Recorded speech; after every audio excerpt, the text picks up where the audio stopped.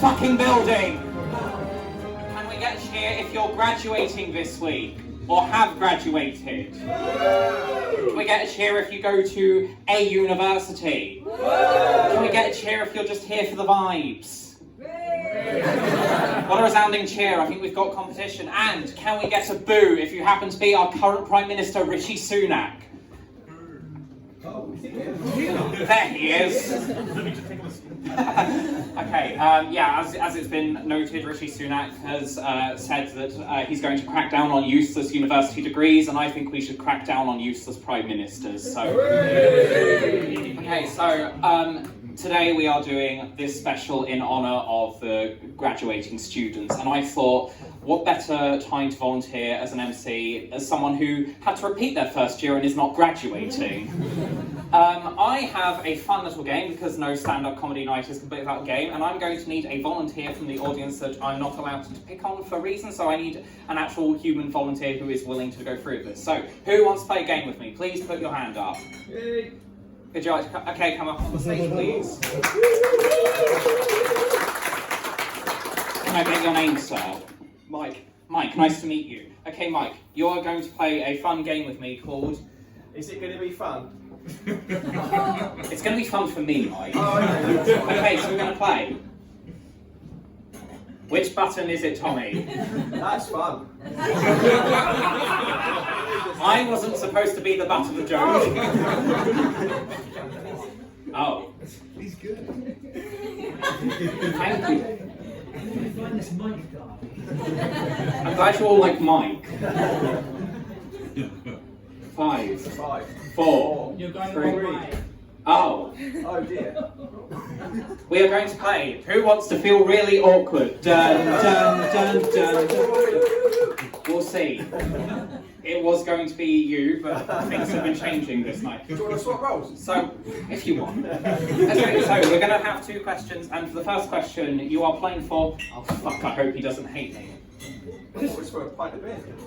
Sorry, that's something else. Adam Stour is our host for the evening, but he has also faced some challenges in his life. Which challenges has Adam dealt with? Is it A, Adam is autistic? No. Wow, you're the first person who's ever said that. Is it B, Adam is dyspraxic? No. Is it C, Adam has a beard? It's C. Or is it D, all of the above? It will. It is a real. You're the first person to ever do that as well. I've had one first from you tonight. Okay, so you've got some lifelines. Right. So you can phone a friend, and none of them will want to answer because answering this is really ableist and will make you look shit. Right. Ask the audience, and they're not playing, you are, and 50-50, and I don't have the budget for that, so lifelines are kind of... Would you like to take your guess? B. You're going to go with B. Is that your final answer? That's my final answer. Final. Oh, Adam. That might have been the wrong button. It didn't work again. Is it interactive? I'll push it. So try it. Oh, it did something then. Oh! Don't poke my TV screen. Oh, it's interactive. It's just a TV. This is the play that went wrong. It is D, all of the above, and it says it's correct. That's because I genuinely thought someone would just say, yeah, okay, so I was barred from graduation for all 3 of those reasons, actually. You're staying there, by the way, you have another question in a minute, but I'm going to talk. I am disabled. I'm what they call Schrodinger's cripple. Schrodinger's cripple means that I am disabled enough to get bullied, mocked and harassed and have my life made hell, but not disabled enough to qualify for benefits. But it's okay, there's not going to be any benefits under any future government either way, so woo! But also I have a beard, and I faced a lot of discrimination for having a beard. It started when I was born with my beard, and I faced it all my life. When I was on the school council, like, you're not a year 5 on the school council, you're clearly a man with a beard. Harry McClary, Chewbacca, Those are two fictional characters, and those are also two names I used to get called on the playground regularly. And I believe the university stopped me from graduating because of both my mental health and the fact that I have a beard. But it's okay, they let me repeat my year, which is very nice of them. I'm going to shut up and move on to the next question now. It is awkward, isn't it? Okay, so we're going to go to question 2, where you're playing for, really, I thought this would be done by now. Adam Stour is a man of many talents, Nobel Peace Prize winning scientist, Oscar winning actor, handsome model, I should add, and has topped, was that a sarcastic cough? And has topped the UK #1 charts more than any other artist, including Ed Sheeran. But when is his birthday? Is it A, December 25th? Same as Jesus. I am the same as Jesus, thank you. B, April 1st. C, January 15th. D, you didn't get me anything, did you? And there are no more lifelines, you're on your own. I reckon your birthday is Christmas Day. Is that your final answer? Final answer. I can Can I tell. not phone a friend? Do you Have have you got any friends in here that will know your birthday? I shall ask them. Shut the fuck up, all of you. Okay, so your final answer is December 25th. Yeah. I can tell you that it is indeed January 15th, but also you didn't get me anything, did I you? didn't know. It's okay. I got it wrong. It's okay, you're the first ever participant on this new game show. We're never going to play it again. Congratulations. Thank you for coming on the stage. Yeah, okay, so you're going to get some actual good comedians now. I'm going to shut up and stop making audience members feel awkward. Our very first act is a fantastic storyteller and a great friend of mine. So can we please get, stamp your feet, clap your hands, and please welcome to the stage the one, the only, Brooke Bettey! Hello everyone, are we all alright so far? Yeah! That was a fucking awesome game show. Is it ITV, BBC? Probably CBeebies. Slay! Hashtag women's safety 2023. I'm here for it. It's fine. Alright, we all alright? The rape alarm is. So, I have some news. Me and my boyfriend moved in together this week. You know what else we did this week? That's the sounds we were making when we had our first night together. You know what else we did this week? Deadpool, that was him, not me. I've never made those noises.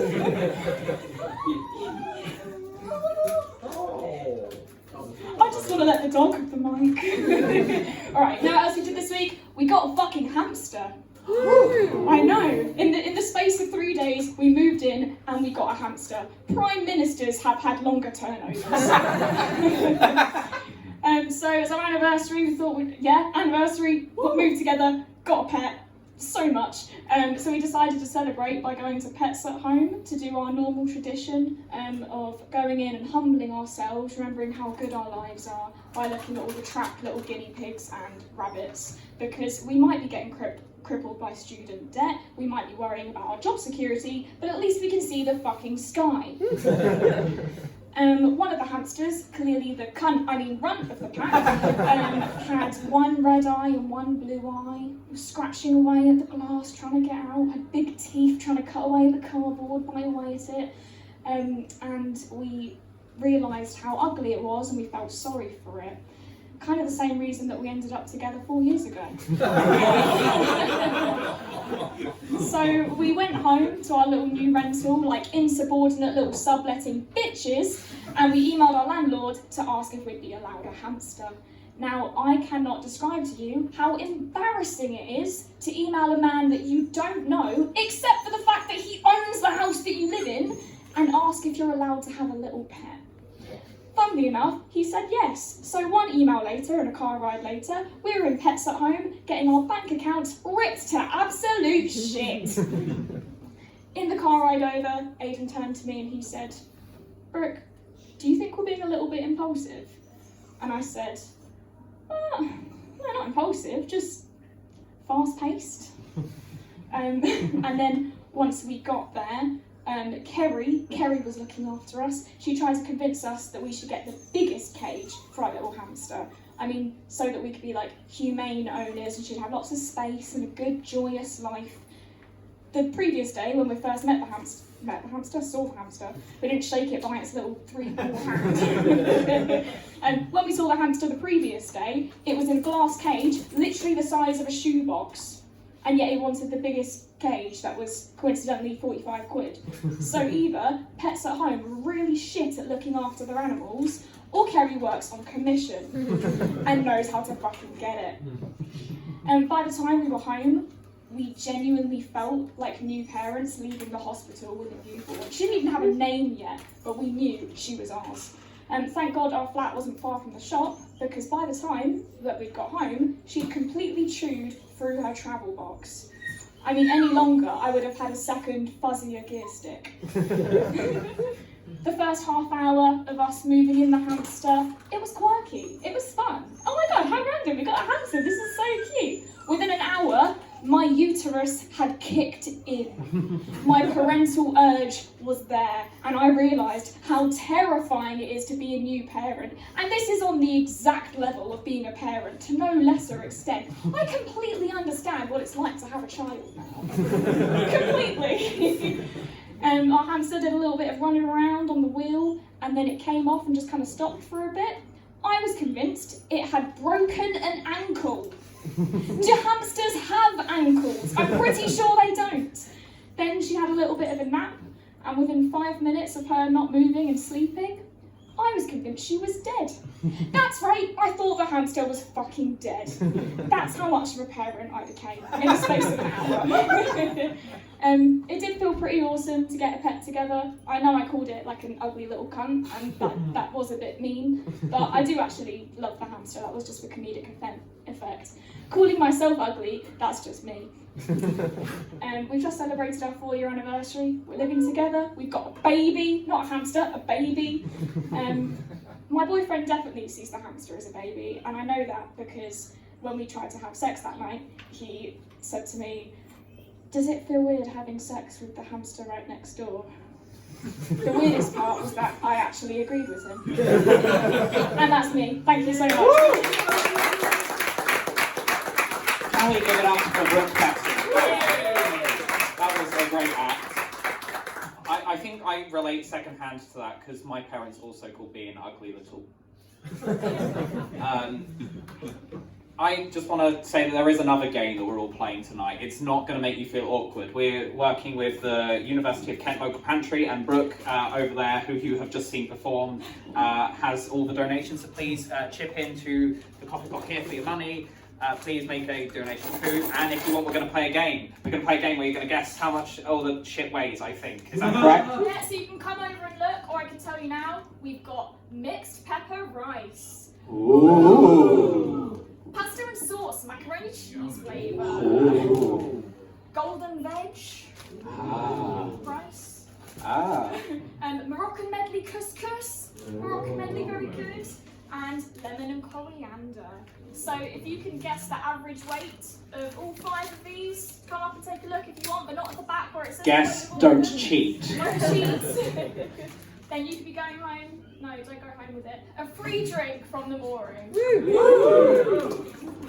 Very tempting offer indeed. I might partake in this game myself. I don't know the answer. It's £1 entry? It's £1 entry. £1 entry. Which I mentioned at the beginning, which I didn't. That's a lie.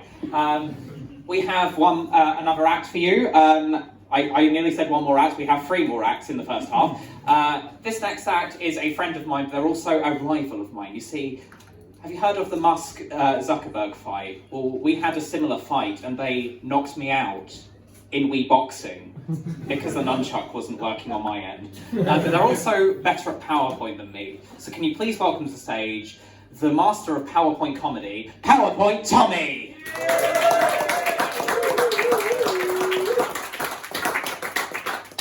Thank you, Adam.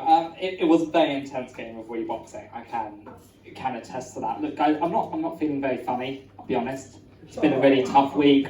I don't know what I'm going to say. My notes app has 5 lines, and I'm going to try and turn that into a routine. So we're just going to roll with it. Like it's been a tough week, and thought I'd talk about why and see if I can try and glean at least something from it. So it's been a tough week. I didn't get Taylor Swift tickets. Had I got 4 dates that I could get tickets on, and we didn't get any tickets, me and my partner. So that sucked. That wasn't a good start. And then I had a mental breakdown on the phone to the Now TV broadband helpline because I was trying to cancel my Wi-Fi, and they just would not let me cancel it. So that wasn't great. And then to top it all off, I went to cash a check, and it had expired. So it turns out I couldn't afford the Taylor Swift tickets anyway. So, you know, but today's like the graduation special. So I want to start by like saying a huge round of applause for everyone who's graduating or has graduated. Yeah. And I actually graduated last year, not this year. I'm still here, so that's. But I graduated last year, and I thought I'd share some of my ridiculous, like my funny stories from my graduation. So this is graduation stories with PowerPoint Tommy. So to sort of start off with, I'll tell you a bit about the day. So my one was at 10:30, so I had to be there for 8:30, which means I had to wake up at like 5 a.m, which is already a bad start to a day. Yes, I know, it's really bad, isn't it? But anyway, so I go there with my parents, they come and meet me, and the first problem that arises is my mum's shoes fell apart. Now, I know what you're thinking, how did that happen? I have no fucking idea. Just literally walking along the cobbled streets of Canterbury towards the Shirley Hall, that's where you go before the graduation, and my mum's just like, I think my shoes are falling apart. I'm like, what? And I just see like a trail of broken shoe along the pavement, which is the weirdest form of littering I've ever encountered in my life. And I'm like, what am I going to do with this? And she's like, okay, go get your gown. I'm going to go to M&S and buy some new shoes. And she shows up in like these sandals. And I was like, oh, this is not a good start. So I go into Shirley Hall, and I get my gown. I do the whole really staged photo where they give you a fake degree. People who have graduated know. If you haven't graduated, spoilers. But I go and do all that malarkey, and I'm taking a photo with my parents. We're doing the photo shoot out on the grass, and I take a picture with them. The like obligatory photo where like, you know, you've got like your mum on one side, your dad on the other side, and you're in the middle, and they're like, oh, we're so proud of you. That photo that everyone takes, and my dad turns around and he says, that was really good, but I think you should take one with each of us, just in case of divorce. And I'm like, excuse me, is there something I need to know? Something you need to like loop me in on? But they didn't get divorced, but I do now have 3 photos of that. And that in of itself is quite a weird day already. But I went to my graduation, and it was a lovely ceremony, which is usually said about weddings, but you know, it's a lovely ceremony, if not a bit long. And it came to me to go and get my award. I went through all the usual stages of like nervous anticipation and fear I was going to fall over as I walked up. We'll go through that. And something arguably worse happened. And what I've done is I've brought along a video of me getting doing my graduation, and I want to see if you can notice the really bad thing that happened. Let's see if this works. Here we go. Is it going to play? Okay. Hang on. Back. Why is it not? Oh, bad PowerPoints. There we go. So this is me going and getting my graduation, doing the obligatory thing, going up and shaking hand. Did any of you notice what the really awful thing that happened is? Did something with my eyes. No, with my eyes? It's funny you say that. We'll slow-mo it down for everyone else if it plays. Oh dear. I'm usually the tech person. This did not go very well. Let's see if I can get it to work. Dear. Oh, do me. Go on.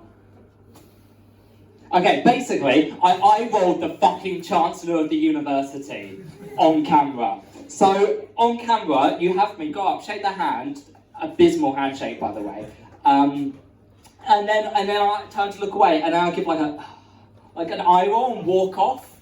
And I know what you're thinking. What kind of punishment do you get for on camera eye rolling the Chancellor of the university, the highest person in the entire university? What punishment do you get? Well, I recently got a job at the university. So life's going well, despite not getting Taylor Swift tickets and having to break down the phone to the now broadband people. Life is good, I've got a job, and hopefully more ridiculous stories of my time at university will follow. So please, congratulations to everyone who is graduating, who has graduated, and please have a good rest of your night. I've been PPT.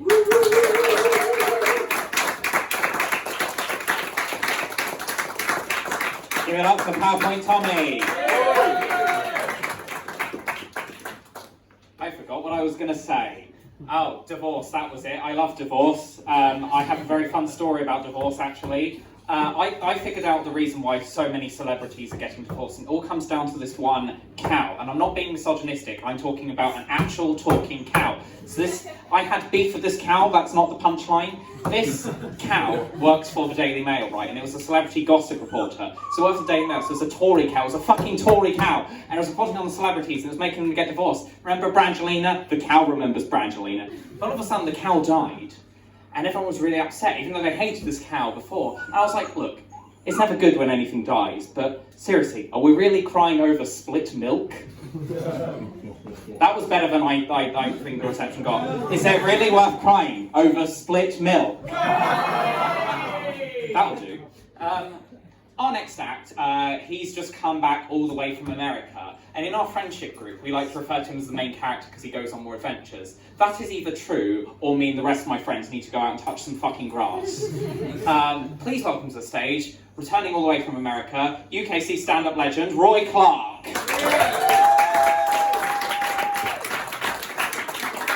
Hello, Canterbury. Look at you, you lovely lot. It's good to be back. Hello, Mike. How are you doing? I'm doing good. It's good to see you. Good. Thank you very much, Mike. Is there a Mrs. Mike? Yeah, she's there. Oh dear. Hello, Mrs. Mike. It's nice to meet you. What do you do for a living? Boring bookkeeper. Bookkeeper. She's an artist. Oh, an artist. Very nice. She's an artist. No, that was a joke. She's a real artist. That was a fact, isn't it? She really is. Is there a Mr. Mike in the picture anymore? Or... So I just got back from California. It was very fun, but I am still a Canterbury local, a Cant, if you will. Or at least that's what people call me on the high street. But living in California, it was kind of strange. I had a roommate, like an actual other bed in my room. And it's a bit like having a brother, except they suck. I mean, my guy was a California local, or as I call them, a cunt. And he was actually part of a fraternity. Does anyone here know what a frat is? Yeah, so could you give us a brief explanation, could you, Edith? Dickhead dudes doing dickhead things whilst being in a communal space claiming, no homo, bro. Yeah, that's pretty sound, actually. I'd call it's like a cult with more beer. That's how I would put it. It's pretty interesting. My roommate was in ZBT, which I very quickly found out was the Jewish frats, which are two things I didn't expect to go together as well as they did. So I get to this party that he invited me to. It was probably the weirdest house I've ever been to. And there was this frat leader, and he pulls up in a muscle-cut tank top and a yarmulke. And the first quote I heard him say, it was beautiful. It was, Malachi, is this protein shake kosher? He came up to me and said, Malachi, Yom Kippur me another beer, dude. Roy, my British boy. you gotta try this Hebrew. Right, this isn't like your British parties. We don't play spin the bottle. We play spin the dreidel.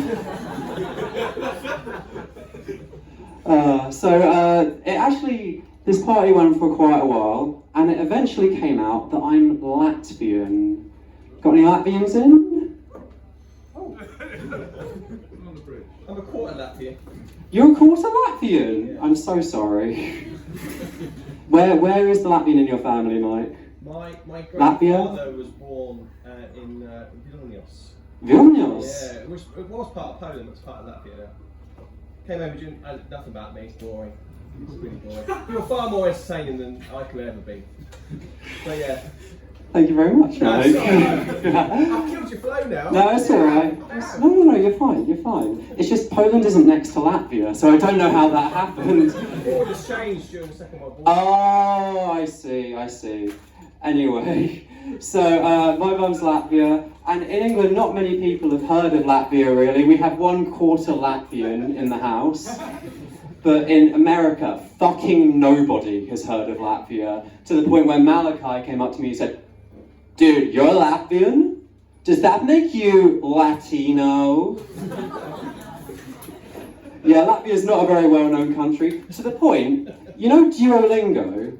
We're just not an option to learn on there. You know what is an option? Fucking Klingon. More people want to talk to Mr. Spock than my mum Helga. Mr. Spock's a Vulcan. Oh. Mr. Spock, here's a Vulcan. Can you name any Klingons, sir? Wolf. Worf, yes, Commander Worf, he's the security officer. Yeah. You can name more Klingons than fucking Latvians, so can't you?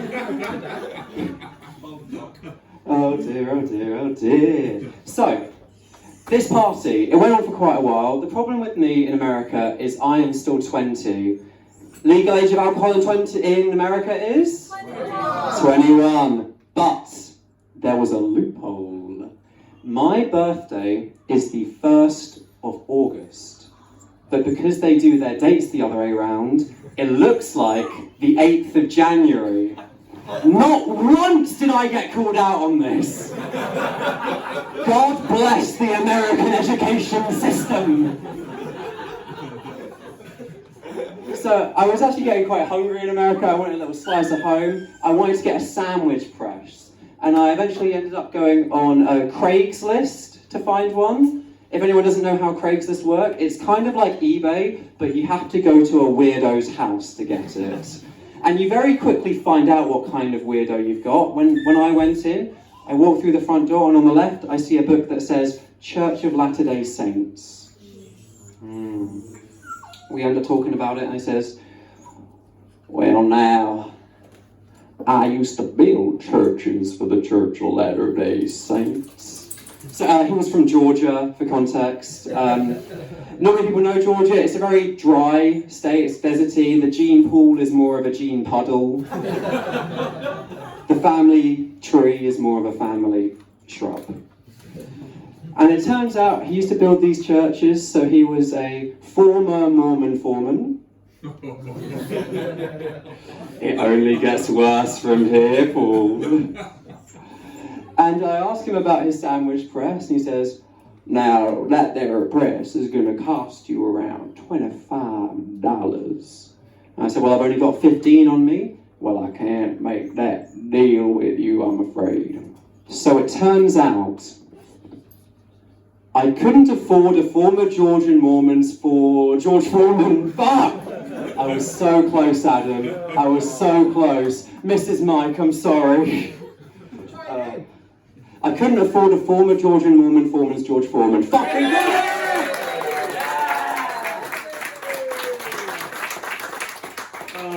So one thing that happened while I was away, the old Queen died, didn't she? Yeah, good response, guys. Someone's been to the panto.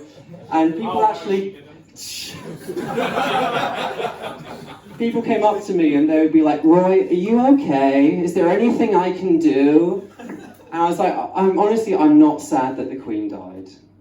I am sad that Charles is our king. Am I right? The worst bit about it is, in March, my Nana, she turned 100 years old, bless her heart. And what it's meant to be is when you turn 100, you get a letter from the Queen. Well, you have to apply quite far in advance, so we were praying, hoping that the Queen had already signed hers, and we weren't going to get one from Charles. And it comes to her 100th birthday, I'm watching on Zoom, she gets her little envelope, and we're all waiting with bated breath. She opens it up, and she goes, oh dear, it's sausage fingers. So, I'll leave you with this. I was walking through Bleanwood the other day, and I saw a man doing unspeakable things to the forest. He was giving it all that, yeah. I'd ask him about it. He says he's part of the LGB tree community. There's fucking 5 more of these. I ask him, do you have sex with all of the forest, or do you stick to just one? He says, I'm not into mahogany. He says, some of the trees around here are really kinky. I said, what, tree DSM? He said, that one with the rope around it, that one's into oaking. That one with the camera, they're on Pine Hub. And you see that one with the handcuffs? What, is that sort of bondage? No, he was caught with pictures of saplings. I've been Roy Clarke, have a wonderful night! Give it up for Roy. I've learned a lot more about Star Trek than I was expecting. The university recently announced it was pairing up with content creators, so I'm just going to take a moment to announce that I'm officially starting my OnlyFans account. Woo! Yeah, yay. We have one more act, and then that's it for the first half. Come on, did you really think it was going to be fucking over? This next act is the most manic comedian I think I have ever seen on stage. They are absolutely wonderful, and they're the first actual graduating comedian today. So please welcome to the stage, with a big round of applause, the wonderful Ed James. Good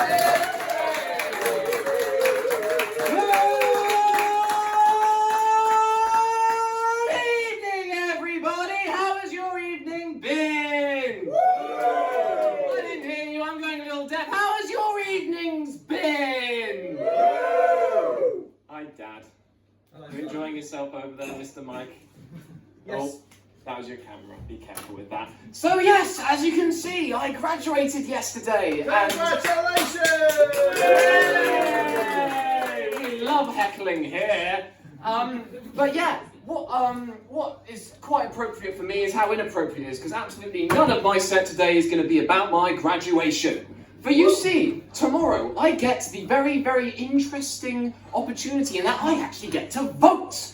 Because I don't know how much of you know about this, but I am from the lovely, rural, sunny shit-shoveling Somerset. And one of our MPs has sadly, he's had to resign for having, you know, some very strong conservative values, like snorting coke, Russian bribes, and sexual assault allegations. Lovely chap. But just to kind of get you into the mood of Somerset. So, our last MP, we are so inbred in Somerset that our MP was called David Warburton. Not many bread fans in chat, that's a shame. But yeah, so tomorrow I get to vote, I get to choose which colour fist I'm getting shoved up my arse. And with that being said, there is only really one clear winner in my constituency. It's quite a shame, it's not really my first option, but to give you all a hint, they begin with a C. So the party begins with a C. So I want us all at the count of 3 to say which party is going to get in, okay? All right. 1, 2, 3. The Christians Party Alliance. What the fuck are you on about? No. It's not the Conservative Party. They don't stand a fucking chance. You see the last guy? No. The real ones. The real winners this time. Wow, this one really sucks, doesn't it? Luckily, I can go automatically on it. As you can see, I really value this group. They're the Christians People Alliance, and if you can't tell, God, this really sucks, doesn't it? Left switch on the side. Left switch on the side. Oh, it's off. Why did you turn it off? No wonder it's working. There we go.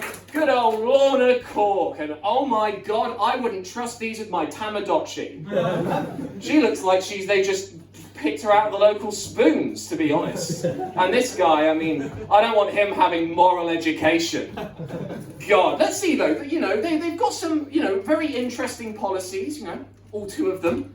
As you can see on their first page, they want moral education, and we would fix the economy. Now, I don't want to get all nitpicky, but I'm not really sure I like that pessimism, you know. We would transform the economy isn't really very ambitious, you know. I want them to transform the economy, you know. I want them to get their hands dirty, get their grubby paws on our government. But let's see, you know, let's read what some of their moral education is, because, you know, when you think about it, you know, Christianity, you know, they've got some okay points, you know, like love thy neighbour, you know, they want to be very inclusive, they want to, you know, help your local people out, even if, you know, they don't share your ethnicity or your sexuality. Let's see what they want to do here. So, they want to get rid of New Age liberalism, which, in brackets, is the promotion of LGBT and the indoctrination of young children. Moving on, we would transform the economy, you know, like maybe they're more economically minded rather than socially minded. I want to ask you a question. What's your name, sorry? Edith. Edith, nice to meet you, Edith. I definitely don't know you. Do you know what a quango is? No. You don't know what a quango is?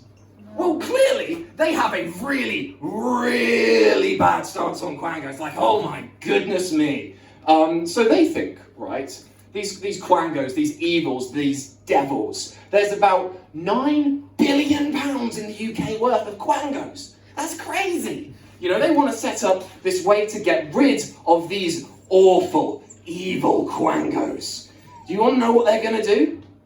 They're going to go after the Teachers' Regulatory Authority, Social Work England, and the evil, the dastardly, the bad Wilton House. I'm going to be honest, I'm a little bit lost, and it sounds like so's Alfie here. But they want to, you know, they want to get rid of all these commercial rates to help cities, because who needs roads anyway? You know, they want to, you know, they want to cut taxes, they want to do all of this boring shit, and you know what I just want? I think the UK, what we really need is, we need a theocratic government where our head of state is also the head of religion, and we'll call this beautiful, divinely ordained ruler a king. And we'll call this new church the Church of England, because that's what we really need, because Britain needs Christian values. That's bloody Lorna Clarke. Britain needs Christian values, clearly, you know, that's what we're really missing. But which values, Lorna? Are we talking, you know, the love thy neighbour, or more of the I will smite thee down with great vengeance those who are poor kind of values? It's hard to really say, they don't really get into the nitty-gritty of it, but I do give them credit where it's due. They are much better than one of their other candidates that are running, against them even, who is called Faye. Now, I would like to ask you a question, Mrs. Audience Member. Which party do you think Faye is running for? No idea. Yeah, me neither, honestly, because I don't know if you can see, but they've not really made it that clear. It's like, it's a bit weird why a party member wouldn't say which party they're running for until you read some of the small print. You know, it's not on the first page, it's not on the second page, it's not even on the third page, it's on the fourth page, and you can't even see it because the small print is so small. But it says here, the Conservatives are providing for Somerset. So the government's candidate doesn't even have the strength to put their own name to their candidate here.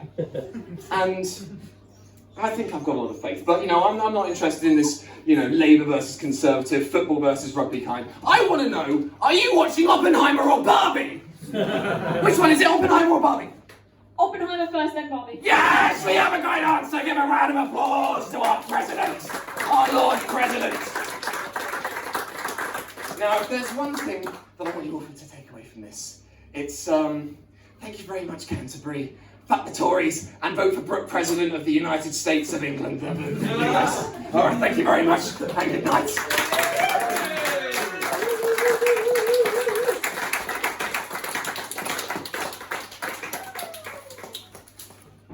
Thank you very much and good night. You can give me the leaflet as well if you want. That's a nice leaflet. We just shame if someone destroyed that later. Give it up for James. That's not like the first time the Tories have done something like that. Last year there was a by-election where the Tory candidate literally said, "Look, just because the government is shit, please don't punish me. I'm a good little boy. I'm a good little boy." I'm not even kidding. You can't write this shit. Before I fuck off for 15 minutes, we have a speech from someone representing Kent Union. Talking about the donation. So please welcome to the stage our guest, Ben Bradley. You'll be pleased to know speech is a great overstatement for what I have for you today. But I guess we should start by answering the question, what the bloody hell is a campus pantry? In short, it's a food bank that's been renamed to make it not have the sort of stigma around food bank, generally. And what we've seen with that stigma is campus pantry usage and food bank usage among students has gone up, allow me to get a calculator because I'm not that quick at maths, 463%. So we went from last year only having, I think, something like 60 or 50 users, this year having over 300 regular users of the campus pantry. So these are people who need to come in, have 10 items of food, for whatever reason, just to survive, just to sort of go across their general student life.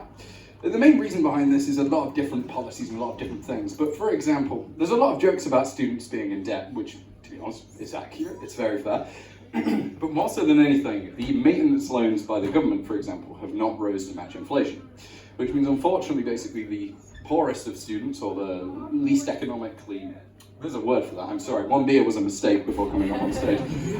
But yeah, ultimately the poorest of students are the one being detrimented to. So initiatives like this are genuinely amazing. I can't thank the Stand-Up Society enough for doing so. Anything you can donate would be amazing. It will all go back into students, and more importantly, it goes into the students that need it most. For example, the students that are struggling, they don't have to get a part-time job, or any that are pursuing a full-time career in comedy. So with that, I will leave it there. Thank you so much for everyone here. This goes to a great cause. We will continue to stock it with as much money as the university are willing to give us, and equally use donations like this. So thank you all for your time. I'll let you get drinks and stop listening to me. Have a good night.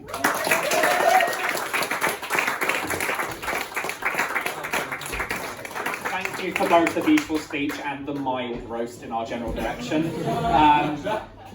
Time for a 15-minute break. Have a drink, have a smoke and or vape, you one or the other people. And please buy drinks at Loring, please take part in the game. Thank you very much. We'll have 4 more wonderful acts later.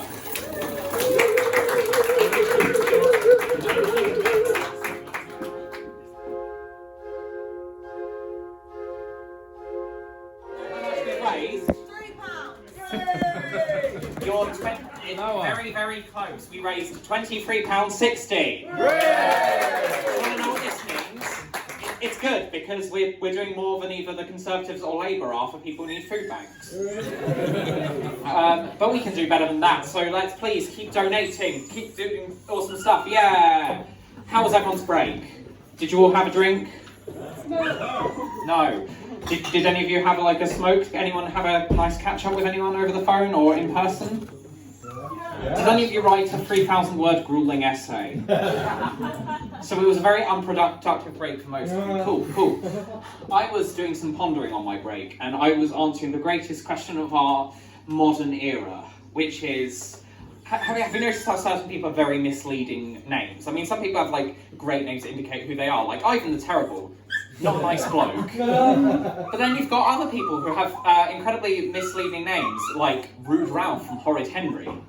You know, everyone's favourite fictional TV character. Because I was watching Horrid Henry the other day with my son. I know you're thinking, Adam, you don't have a son. You're right, I made that up for the bit. I was watching Horrid Henry by myself alone. And I was watching the character of Rude Ralph and I was like, man, you are the most polite fucker I have ever met. And I was actively angry at this false advertising. That's the rudest thing about him, is he's lying about how fucking rude he is. like he's not like he doesn't carry like a disposable vape around. He doesn't swear even once. It's very misleading. And even but he declares that he's born to be rude. He has a song in the show. I'm not sad, I promise. I really promise. I don't watch Hobbit Henry for fun. He has a song called Born to be Rude, which means this is his destiny. This is his Buddha moment. Jesus died for our sins. He was born to be rude. And he even has a song called Born to be Rude. And I'm going to analyse that song and show that Rude Ralph is a fucking liar. He's not rude at all. So he begins with the following line. Yo, what's up? They call me Rude Ralph because I was born to be rude. So to begin with, he starts with a greeting. Yo, what's up? I mean, does Ed Sheeran ever go, hello, how are you doing during any of his concerts? No, Rude Ralph is more polite than your average British artist. And he tells you what his name is. Most artists just sing about the girl they want to fuck. No, he's giving you he's making sure you know who you are. He's like, yo, what's up? I'm Rude Ralph. They call me Rude Ralph because I was born to be rude, okay? And then the chorus, because it begins with the chorus, just to, hype you up so you know what the song's about. Again, very polite of him. He's ruder than a bee that's buzzing. Okay, so he's ruder than a bee doing its basic biological function.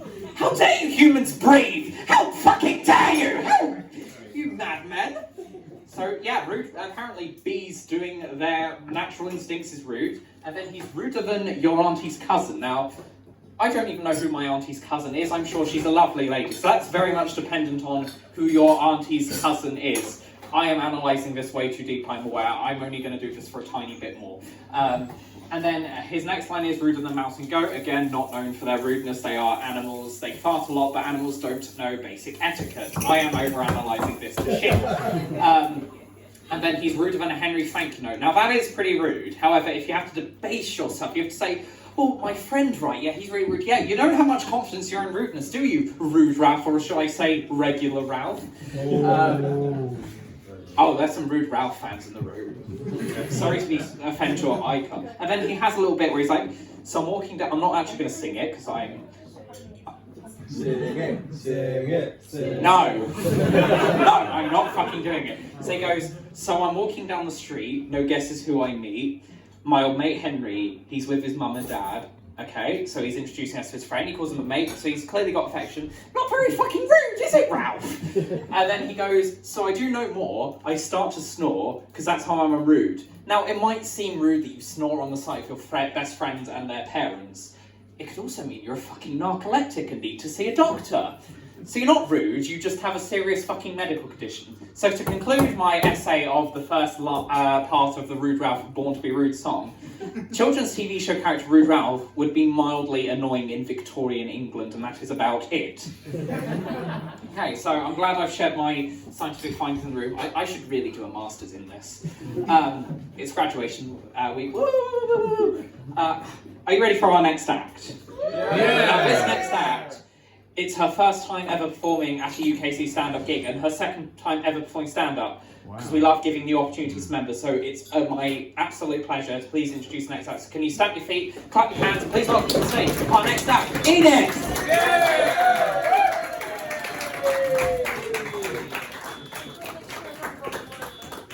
I will move the wires out of the way. No, the only problem is I don't want to roll into you and then cause you to go to the ambulance. I would like to be harmed. I did not say that. Alright, hello, my name is Edith and this is my assistant's dog Alfie, who is being a right pain in the arse right now. That's mostly because he wants to chase ducks. Now, a little impromptu, my watch just told me, oh, it's time to get moving, get up on your feet. Okay, well, thank you for the cold, sharp reminder of my impending mobility loss. Okay, that's fine. Well, as you can imagine, I am physically disabled. It's a bit of a shocker. Yeah, this isn't a fashion statement. The bejewels are there to make it less painful.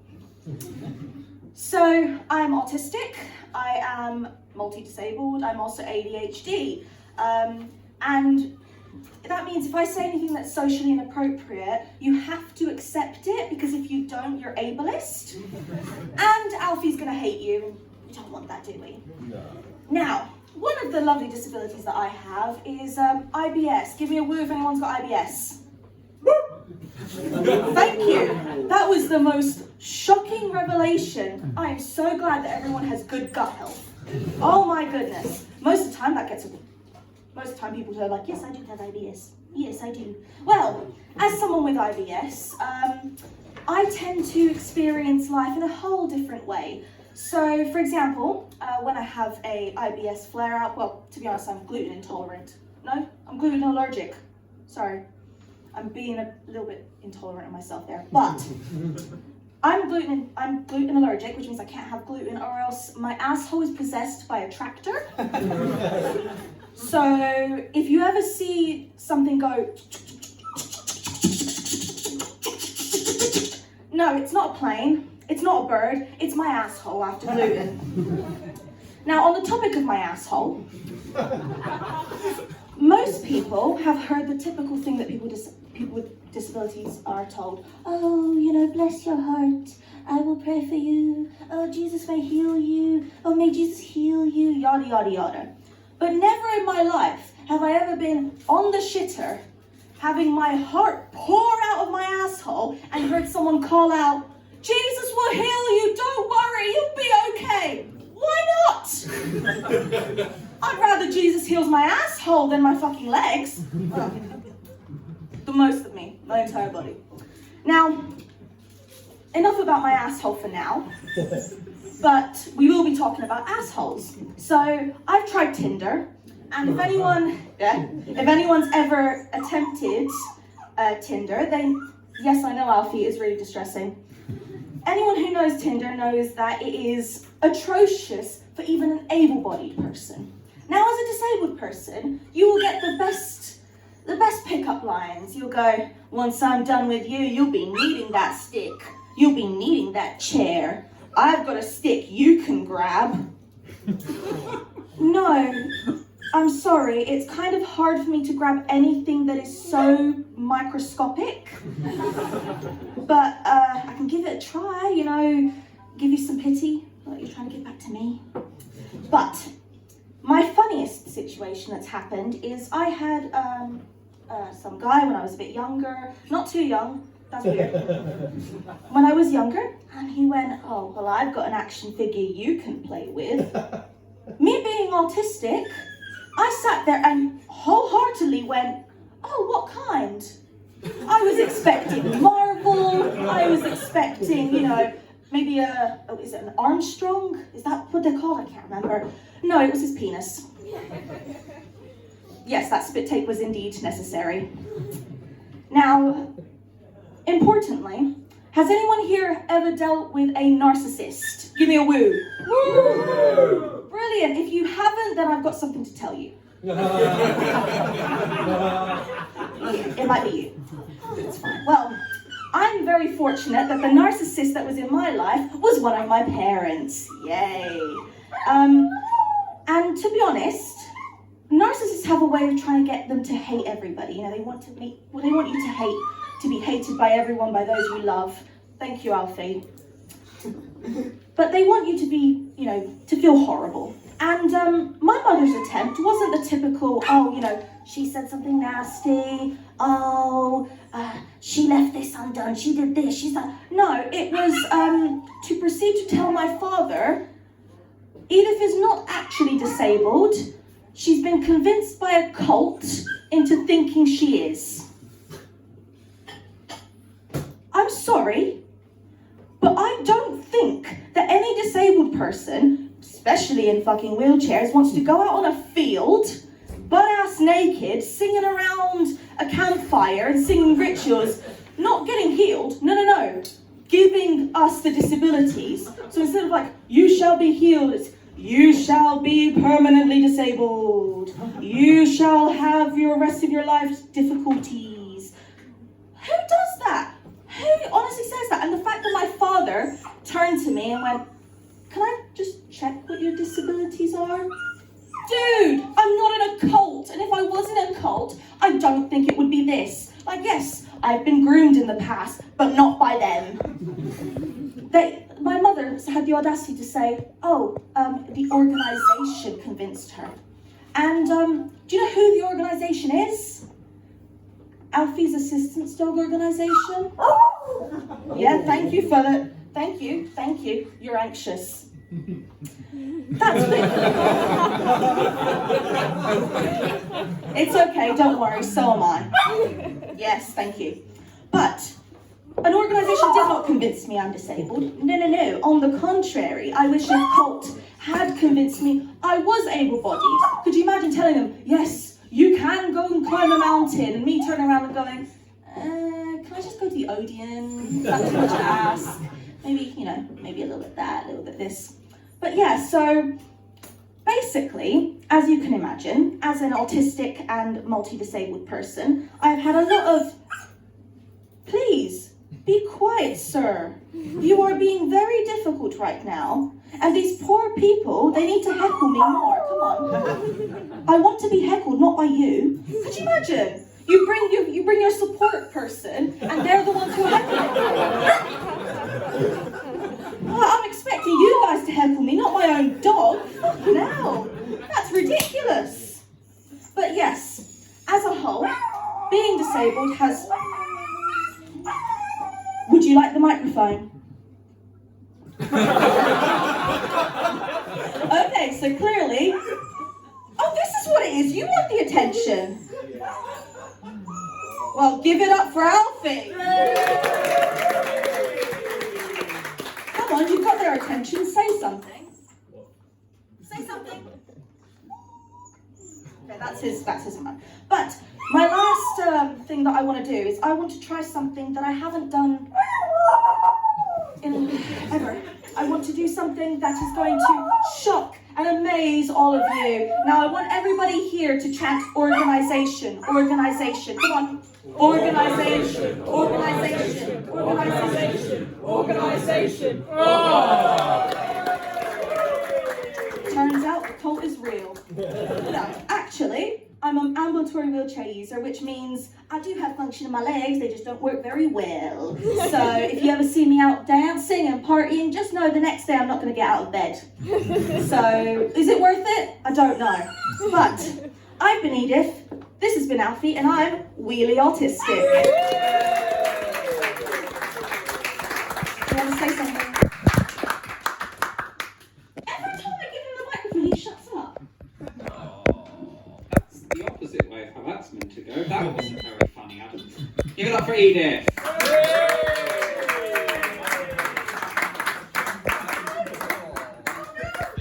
So two disabled people have to sort out the microphone. And it was not as quick as I thought it would be. Give it up for Edith again. Despite being a university-led society, it's not just for students. We have some younger members with us as well. I'd like to welcome to the stage the youngest member of the UKC Stand-Up Society. He's way past his bedtime being here and will get in trouble later. Please welcome your next act, Paul Stour.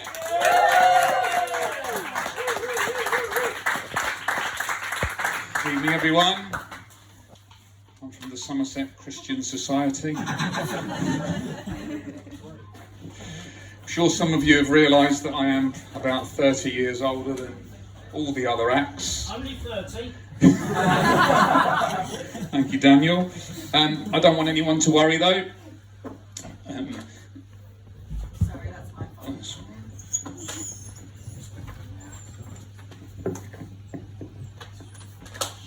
I don't want anyone to worry, though. I mean, at the risk of sounding like Hugh Edwards, I do like performing in front of young people. What do you mean, oh no? Strap in. Mind you, I think the dog picks up on anxiety, doesn't it, in a room? Yeah. I'm a middle-aged man at a student gig. Fucking hell. It's going to be barking a lot. Give me a cheer if you're from UKC. Woo! Give me a cheer if you're from Christchurch. Yeah. Wow. Oh no.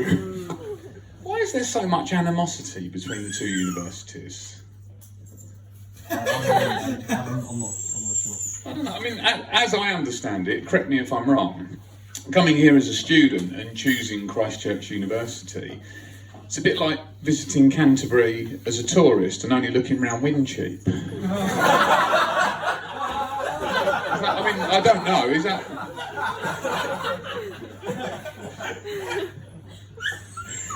I mean, coming to university and going home with a degree from Christchurch, is it like me going to the hospital for a knee operation and coming out with a vasectomy?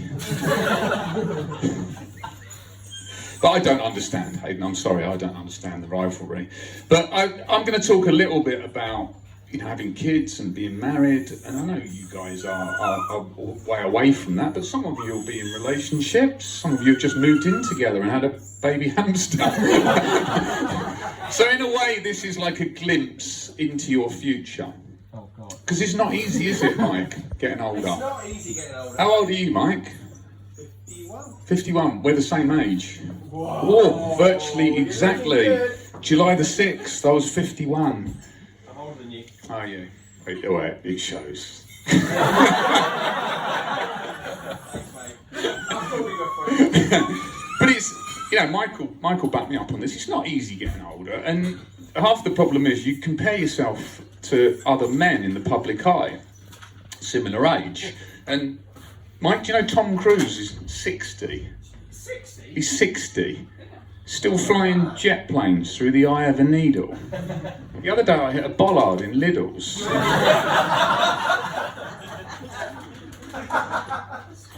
The worst thing about it, though, the only reason I was there is because my daughter had got caught shoplifting in Lidl's, and we were so disappointed in her because we lived really close to a Waitrose.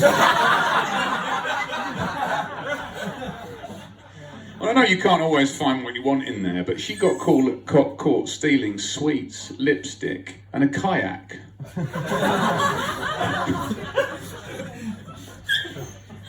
But yeah, it's not easy. I thought when I turned 50, I'd have some time off work, like an extended break, like a gap year, but it's not called a gap year anymore when you're in your 50s. Do you know what it's called, Mike? What's it called? Midlife crisis? I'm way past that. It is called, you ready for this? A golden gap year.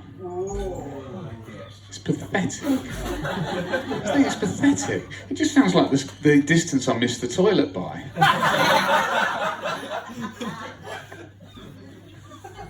What I find these days, it helps me, writing comedy with you guys and hanging around you guys, but a lot of people my age don't understand a lot of words, and there's a lot of words I hear that I don't realise what they mean.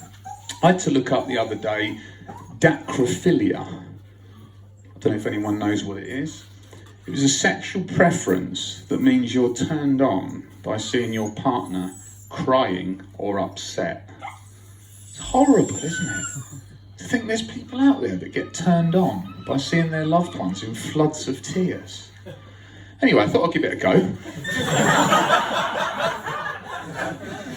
I think all I really achieved was spoiling a perfectly good blowjob by telling her she had a bald spot.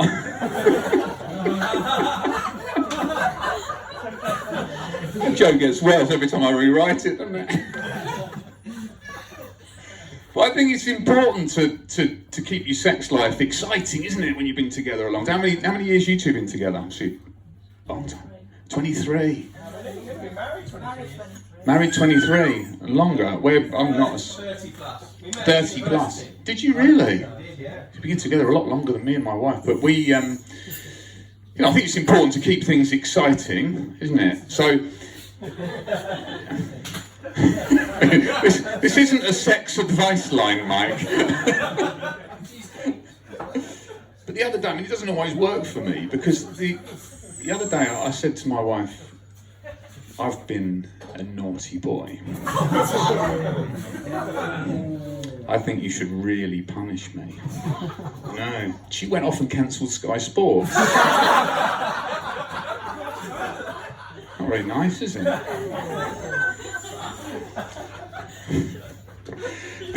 My wife suggested that we both think of a character we fancied so we could do some role play. But I didn't really enjoy that. I mean, don't get me wrong, she looked wonderful as Kylie Minogue, but I had to dress up as my brother.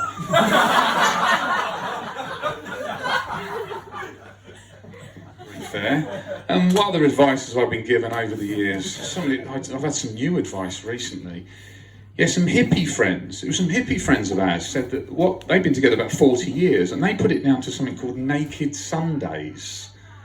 And it basically means that they spend it's like one Sunday a month together with no clothes on. And it gets them appreciating each other's body all the time, I suppose. I mean, it was a bit of fun, but we are banned from Chessington. And the lady next door didn't really want to come round for a roast. Bridge is clear. What else was going on? The other thing is just weird as well. I mean, you think, I know I disgust you sometimes, guys, but somebody come up to me and they said, "Do you two still masturbate together?" It's like, we've been married 15 years. We don't even watch TV together. Although, I did get very excited one night when my wife was doing that in the bedroom, until I realised she was just keeping up her steps on her Fitbit. There is hope, though. There's hope for us, Mike, because they say that if a middle-aged man has regular sex, it massively reduces the risk of heart disease.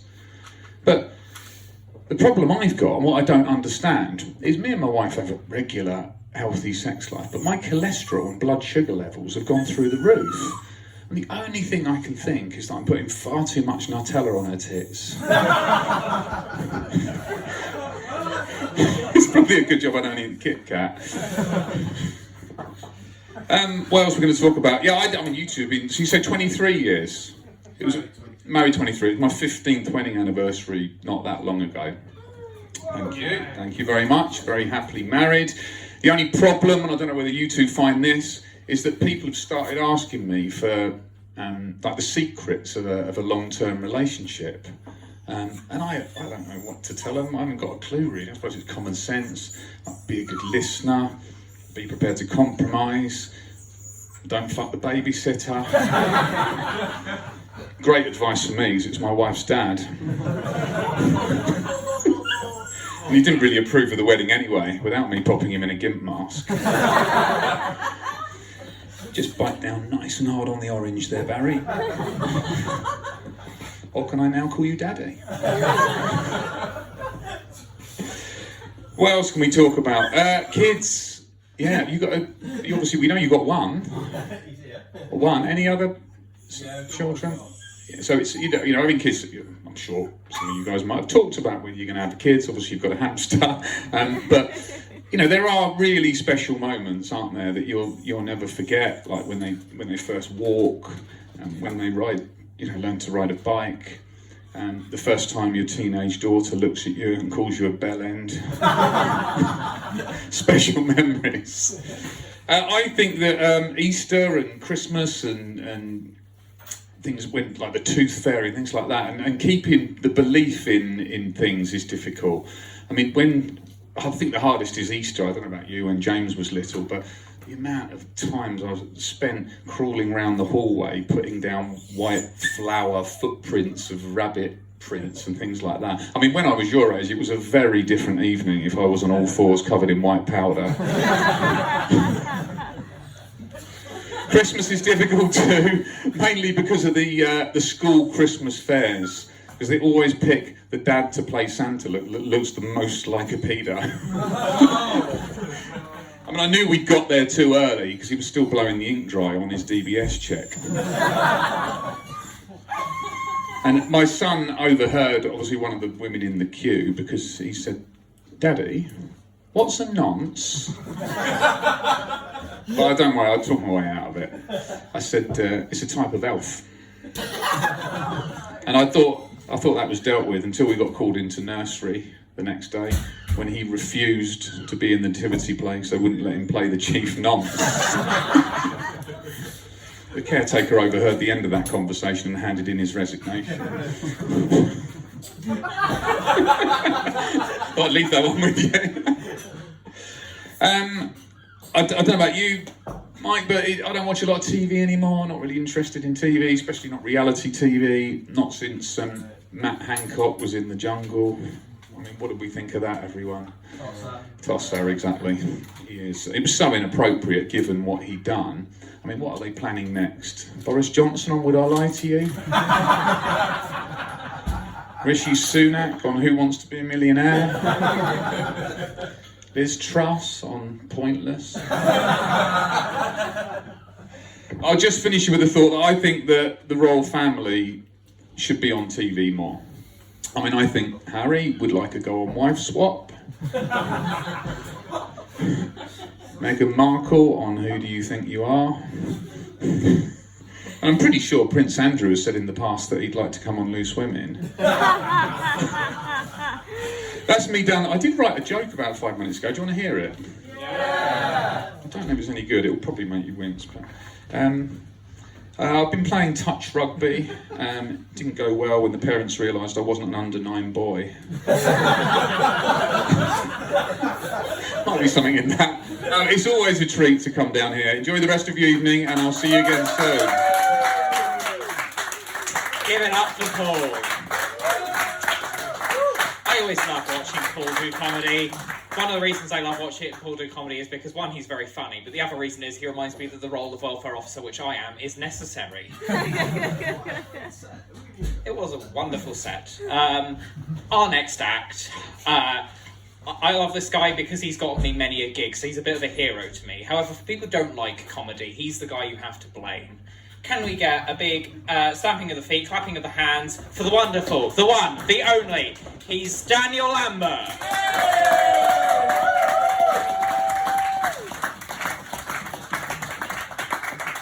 How do you catch me right? Yeah! Lovely stuff. Yes, my name is Daniel Lambert. I often get asked, am I related to Adam Lambert, the guy who now fronts Queen? And every time, of course, I say, no. To be fair, I'm not a big fan of Adam Lambert, actually. If you ask me, I think he's single-handedly killed one of the greatest rock bands in the world, right? I think he should be done for treason. There we go. I'll take that. Oh, yes. I do have a bit of advice for Brian May and Roger Taylor. I'd say, Brian, Rog, this Adam Lambert, let him go. To which I can only assume they would go, we will not let him go. To which again I would go, come on, let him go. To which again I would go, to which they would go, I should probably say, we will not let him go. I'm going for the full thing, you may as well just enjoy it now. To which again I'd say, come on, let him go. To which I assume they would go, no. To which I would then go, oh mamma mia, let him go. Yeah, wasn't worth it, was it? That's fine, that's okay. Yes, we all good though? We enjoying ourselves? I'm intrigued by you two gents who snuck in at the interval. Yeah, you two. I can see you. So, in the England shirt, what's your name? Joel. Sorry? Joel. Joel, nice. I was intrigued by you because not only are you wearing an England top, but you have England tattooed on the back of your leg as well. I thought that was a nice combination. Would you say you're a big England fan? You don't sound it, fella. He's Welsh. I mean, valid, fair enough. I have a question. Is there anything else you're obsessed with? Because I'm obsessed with football as well, right? I'm so obsessed with football that I've managed to get a full-time job at a football club, right? Of course, not a player. Look at me, I'm a fat fuck. Come on. My official title was Commercial and Ticketing Administrator, which is a polite way of going, he answers the phones. I'm also a big fan of films as well. Any other big fans of films in? Yeah. I know the film nerds are over here. I'm so obsessed with films. I even have DVDs, and only Paul knows what one of those are. I was always also really obsessed with magic as well, right? But that was why I only lost my virginity at 18. But that's fine. So, Joel, any obsessions, mate? No. Wow, what an interesting audience member to speak to. You're really good. What about your friend? What's your name, mate? Pat. And any obsessions for you? Fishing. Wow, again, really interesting. I thought that would go a lot better. What do you both do? What do you both do? Yeah, I do fishing for a living. Wow, okay, well, I didn't mean to mock your livelihood. Apologies. Joel, what do you do for a living? Apart from represent England? Oh, science teacher. Science teacher. So, what did you do at uni then? Childhood studies. So really work out well for science, doesn't it? Really, does it? It's good. Okay, cool. I can't really mock a teacher. You do good stuff. Fuck fishing though. That's not really useful, is it? No. This is really good, guys. I'm loving this. I thought we as humans are all quite obsessive, right? Like, I mean, apart from those two, obviously, clearly boring as anything. Anyone else obsessed with something like really interesting? Yeah. What are you obsessed with? Mickey Mouse merchandise. Okay, what Mickey Mouse merchandise have you got? My entire house is covered in Mickey Mouse merchandise, from the cutlery to the plates to the bedding. So when I bring a guy home, it's not going to be nice. For the cutlery? Sorry, I got lost there. No, okay. He's going to think I'm under 18. And are you under 18? No. Well, then you're okay then, surely? Yeah, but I don't know anyone who wants to stare at Mickey Mouse while they're having sex. Minnie? Fair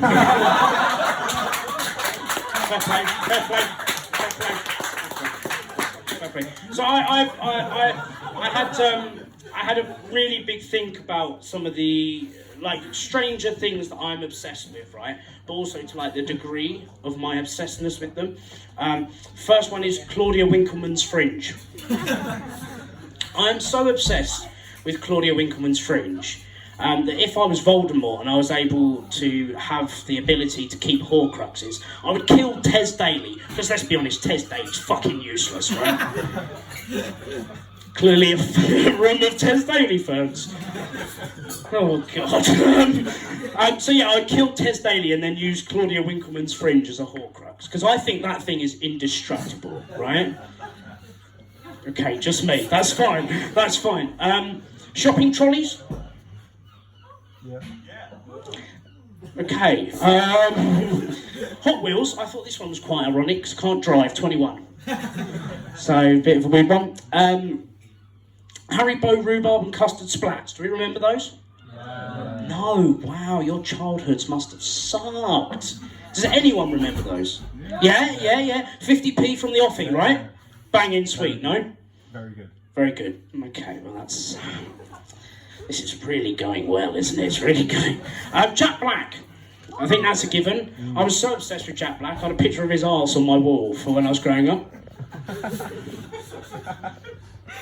feel like you're not laughing at what I'm saying, you're more laughing at me. It's really going well. I'm obsessed with the idea of Claudia Winkleman's Fringe and then lifting it up and there'd be Haribo rhubarb and custard splats. A nod is not always what you want with comedy, but I'll take it at this point. That's fine. Gummy bear flavoured vapes. Any other vapors in? Yeah. What are we saying? Gummy bear, good flavour? No? Terrible. Come and do stand-up on the Stour with this. It'll be fun. Cool. Hugh Edwards, bottom pose. I think he's putting Kim K to shame. No? Wow, too soon? Are we all Hugh Edwards fans in? Fucking hell, this guy was a dick. Why are we liking him? Wow, okay. Oh. I'm not even halfway through the page, guys. This isn't going well, is it? Thank you, I'll take that. This is coming from the person who owns more Mickey Mouse merch than anyone else. Oh, God. I'm obsessed with music. Any other fans of music in? Give me a cheer. Yeah. Anyone been to a good gig recently? Yeah. Who? Where do we? Harry Styles. No, I said good gig, Paul. I said good gig. Good gig.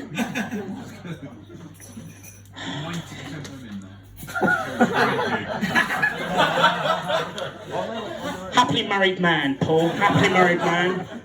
Bearing in mind, I'm not going to lie to you, Paul, most of those women are probably under 18, aren't they? So, if they like Harry Styles. You locked them in the car. Oh, really? Would have surprised me, I don't think. Anyone else been to a gig recently? Yeah. Who did you go see? I didn't see it was the Windmill in London, so it does a bunch of random secret artists that they don't tell you who it is. It was really cool. And was it anyone of note? Nah. So when they mean secret artists, they mean some blokes we pulled off the street. Yeah.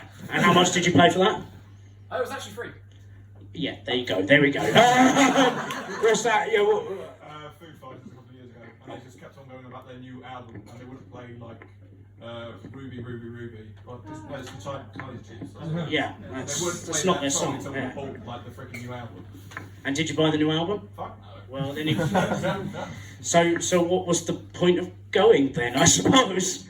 It was a work thing. It was a work thing. And what did you do for work?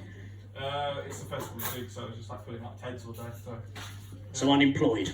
Yeah. Nice, nice. And doing drugs. And doing drugs. Well, I expect nothing less at a Foo Fighters gig, I suppose. What sort of hard shit are we doing? We're in the juicy stuff now. This is more interesting. A little bit of K. Now, for Paul, can you just explain what that is for me? Crystal K. Yeah. Nice. Respects berries. Nice, nice. I did do shrooms that day, but I just dropped acid a little bit later on. But it was a fucking classic gig. I don't really know how to go on from that, really. I'm from London. Sorry? I'm from London. Doesn't make you all druggies, though, does it? I'm from London, not really a druggie, am I? You don't even know me, fella. What are you on about? You know me? Okay. So yeah, I'm obsessed with music, but were these gigs standing gigs, right? I'm assuming Foo Fighters was. Were you? How close to the front were you? Probably about 20 feet or so. 20 feet or so. So Dave Grohl probably looked like that. Yeah. Nice. So I feel like I've solved the standing area in gigs, right? Now I'm happy to admit I am a midget. Right, I'm happy to admit that. I went and saw Tenacious D with my brother recently. Any Tenacious D fans in? Yeah. Nice, nice. For context as well, me and my brother are very similar, right? We're hairy, we're short, and we're both fat. So it was like Tweedledum and Tweedledee had rocked up to this gig, right? And we got standing tickets, right? But because we're so short, we basically saw nothing, right? And it was a bit of a shit experience because we couldn't see anything. You're well worth the £100 we spent on the gig. So I've come up with this idea, right, how to solve standing areas, right? So I want you all to imagine it. You rock up, say, to the O2, right? You go into the special area for standing, right? You get there, and then they suddenly go, right, if you're 6 foot, you go that way. And if you're under 6 foot, you go that way, right? And what that will basically do is we get all the small people near the front, right? And all the tall people at the back, right? So it'll basically look like a slope of heads going up. Right? And, you see, don't seem convinced by this gig. But it would have lots of benefits, this, right? It would make mosh pitting safer for smaller people, like myself. I've actually had to retire from mosh pitting, right? Because I'm perfect elbow height. It's not safe for someone my height to be in mosh pits, right? Oh, God. What do we think of this? Tall people, do we think this is fair if you go right at the back of the standing area? Yeah? Oh, good. Do you know, I was kind of worried that you'd go no and, like, hate me for it. I mean, so we're on our lives, mate. So always when you take a family picture. In the back. We're used to it. Yeah. We know our place, it's fine. What about the guys who think they're 6 foot, but in reality they're 5'7"? Oh, they have to go to the back. I'm glad this has just become a discussion forum for everyone. Shorter people, what do we think? Should we be near the front? Yes! Yes, okay. They're a small majority. Well, I don't actually have a way to end the set, but you've managed to do it for me, fella. So yeah, what are we saying? Shorter people near the front, taller people near the back? Yeah! Lovely stuff, thank you very much. I've been down Daniel Lambert. Daniel is the other graduating comedian today. We have 2 whole graduating comedians today.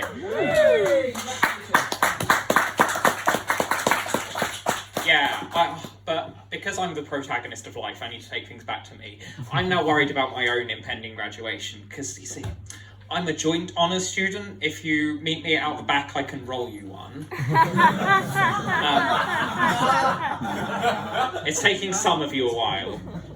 But yeah, I do drama and film, and I've recently been, drama means I have no friends because I'm a drama student, and then film means that people think film students are arrogant, but I think you scum have got it wrong. We're just as humble as the rest of you. Yes! So yeah, I'm worried about spending time with the rest of these lowly minnows at my graduation, because it's my special day.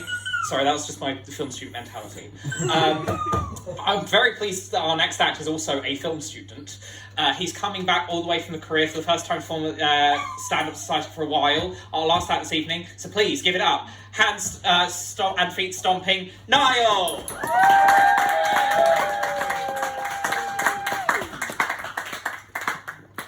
Hello, I'm Niall Bultitude. How are you all doing today? Yeah. How many people in the room are graduating? Yeah. Yeah, see, I'm a slacker. I'm some lazy scumbag. I took a year out. I went to South Korea.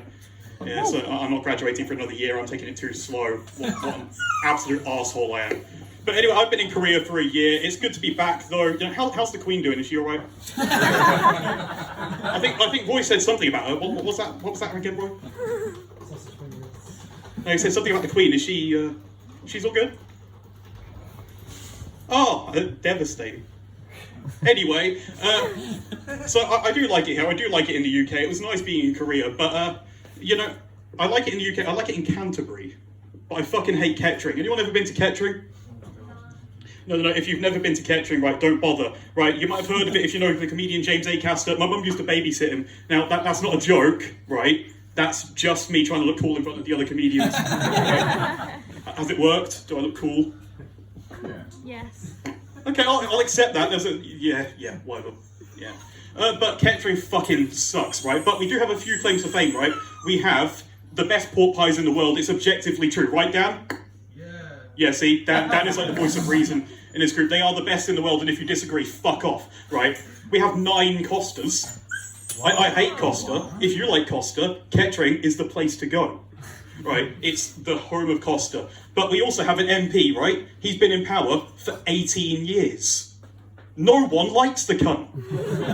Nobody likes this guy. He's our own Tory Putin. He just will never leave. But, you know, Canterbury, I actually quite like it in Canterbury. Canterbury's quite nice. You know, when I applied to university here, I felt kind of a spiritual connection. I don't believe in spirits or any of that shit. As much as I'd love to live in a haunted house, you know. But, right, I felt a kind of spiritual connection to this place. It's almost like what I can compare it to. It's like I read the course description and I liked it. It's a spiritual experience, you know. It's like, it's such a coincidence I ended up studying here. Who would have known? But anyway, like, Canterbury is much nicer than Kettering. But I should probably let you know that Kettering does have the worst night out in the entire world.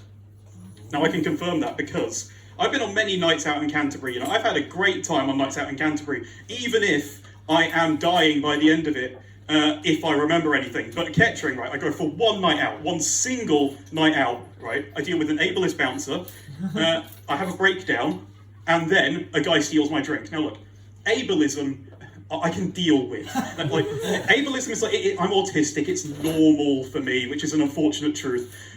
Having a breakdowns happen. You gotta break down, okay? But stealing my drink, that's where shit gets personal. Now look, I'm not one for confrontation. I'm not one that's usually going to confront someone. Nor was I that night. I just accepted defeat. However, let me tell you, if I ever see that person again, I'm going to wallop his nose back to 1999. Or based on my score on the punch machine, probably about 2 seconds ago. But yeah, it's a terrible, terrible place for a night out. Never ever go to Kettering for anything, ever. Unless you're going to Kettering to experience why Kettering is so shit and to have a pork pie. But, you know, it was actually interesting being in South Korea because I got to perform in front of a non-British audience. Now, let me just tell you, American comedians, sometimes they're okay. However, the problem with American comedians is that everyone else is always the joke, right? Americans always think that they are better than everyone else and that everyone else is bad. Whereas with British people, right, we know we're shit.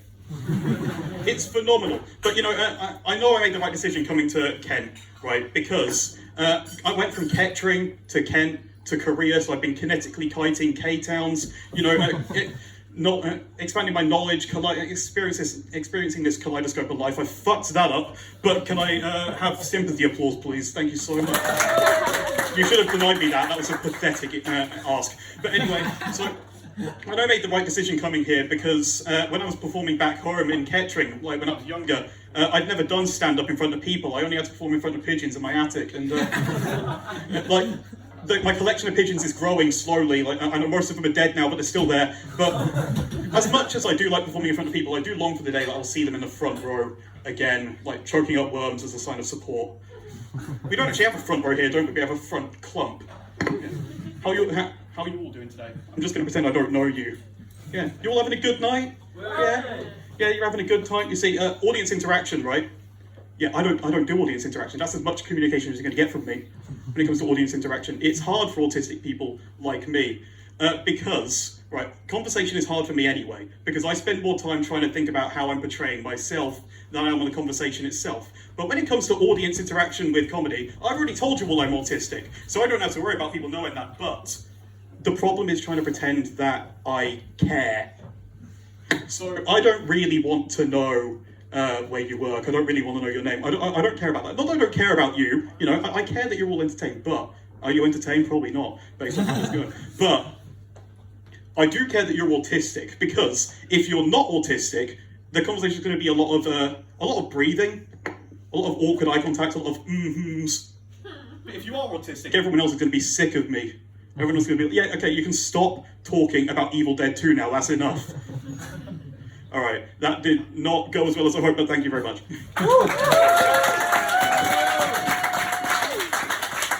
Give it up for Niall.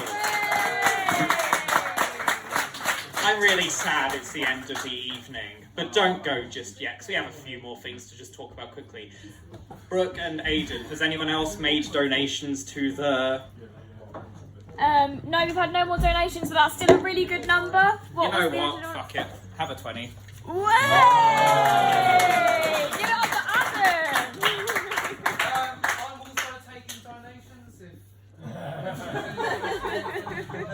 Okay. I just quickly liked to dedicate tonight to my parents who couldn't be here. They're not dead, they're just lazy.